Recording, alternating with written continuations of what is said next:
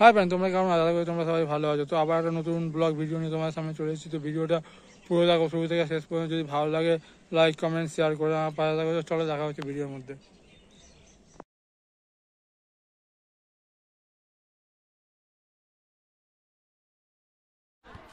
তোমরা তো এই ভিডিওটা দেখে অনেকেই বুঝতে পারছো যে কোনখানে গেছি এবং অনেকেই বুঝতে পারছো যে কোনখানে জানি। তো যারা বুঝতে পারছো না তাদেরকে বলছি যে আজকে আমরা গেছিলাম সাঁতরাগাছি স্টেশন। তো সাঁতরাগাছি স্টেশনে দেখো কী আছে না আছে এবং কীভাবে যেতে হয়। তবে সবাই তো জানো যে সাঁতরাগাছি একটা হাওড়ার মধ্যে সেকেন্ড বৃহত্তম স্টেশন, যেখানে বিভিন্ন যাবার যে মানে রেল দাঁড়ায় এবং এখান দিয়ে বিভিন্ন জায়গায় যায়। যেমন হচ্ছে মুম্বাই, মহারাষ্ট্র, পুনে, ব্যাঙ্গালোর এবং বিভিন্ন জায়গায় যায় এবং মুর্শিদাবাদ আরও যেসব জায়গা দিয়ে আসতে এখানে ট্রেন আসে বা এখান দিয়ে যায়।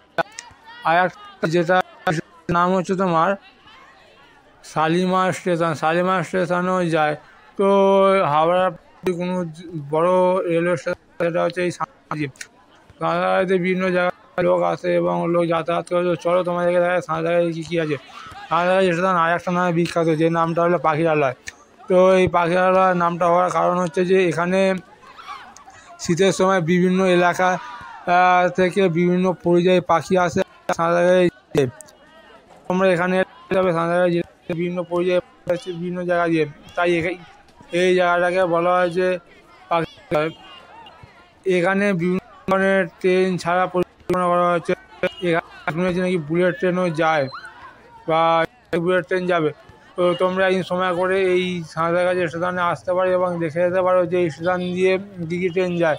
তো আমরা এসেছি দেখেছি এখানে সব ধরনের ট্রেন যায়। তো বুলেট ট্রেন কিছুদিনের মধ্যে চা হবে।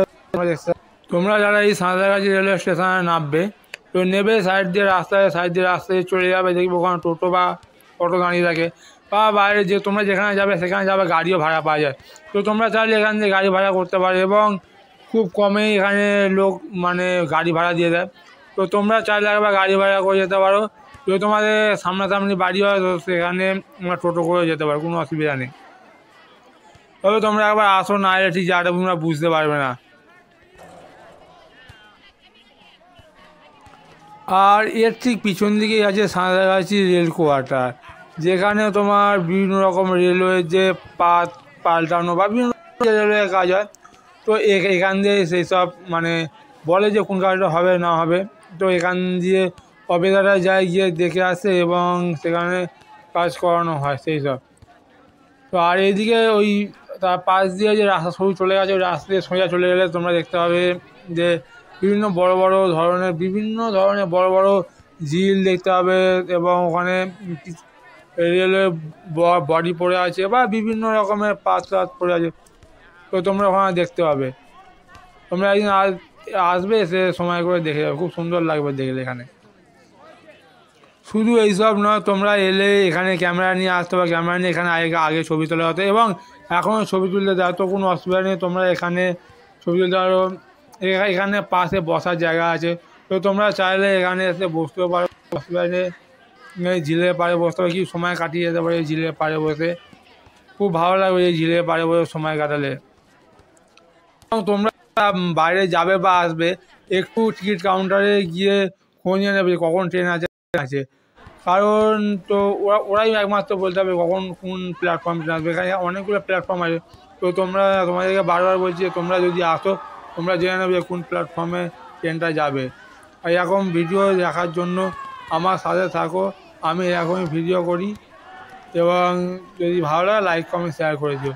এই যে এটা হচ্ছে তোমার সাঁতরাগাছি সন্ধ্যেবেলা। তো আমরা যখন গেছিলাম তখন বিকাল আসবার সময় সন্ধ্যে হয়ে গেছে। তো যাও, কত সুন্দর লাগছে রেলের প্ল্যাটফর্মগুলো দেখাচ্ছি। এখান দিয়ে আমরা আস্তে আস্তে গেছিলাম। তো আমরা এবার আস্তে আস্তে বাড়ির দিকে চলে যাচ্ছি। তো তোমাদেরকে দেখাচ্ছি তাও কত লোক সব যাচ্ছে ওইদিকে, যে যাচ্ছে তার গন্তব্যস্থলে যাচ্ছে। তো তোমরা চাইলে এখান সময় করে সব কিছু জেনে নেবে টিকিট কাউন্টার। আগেও বলেছি, এখনও বলছি বারবার যে তোমরা একবার সময় করে এসে জেনে নেবে। তোমাদেরকে এই স্টেশনে এলে খুবই ভালো লাগবে। তো আমি বলবো যে একবার তোমরা সময় করে স্টেশনে আসো এবং এসে দেখে, স্টেশনটা খুবই ভালো স্টেশন। তোমরা নিশ্চয়ই কম বেশি একবার না হোক দুবার তোমরা এই স্টেশন নাম শুনেছো, এবং আমি আশা করি যে তোমরা এই স্টেশনে একবার না হোক দুবার তোমরা এই স্টেশনে এসছো।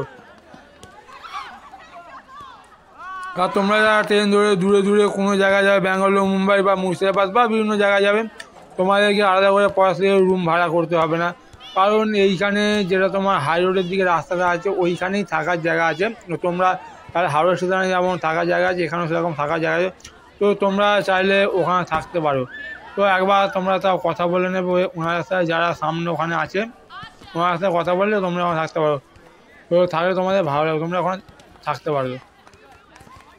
তবে আর একটা কথা বলবো যে তোমরা যখন থাকবে, ঠিক আছে, মোবাইল ফোন বা অন্য কিছু যখন চার্জ দেবে বা কোনো কিছু করবে তো খুব সাবধানে রাখবে। কারণ এখানে বলে যায় না, যে কোনো মুহূর্তে যে কোনো জিনিস হতে পারে। তো তোমরা তোমাদের জিনিসপত্র সব রাখবে বা এখানে শোবে তো খুব সাবধানে থাকবে, বসবে। কারণ এখানে যে কোনো মুহূর্তে চুরি হতে পারে, তাই তোমরা সব কিছু যা সাবধানে করবে, একটু লক্ষ্য নজর দিয়ে করবে, তোমাদেরকে বলবো।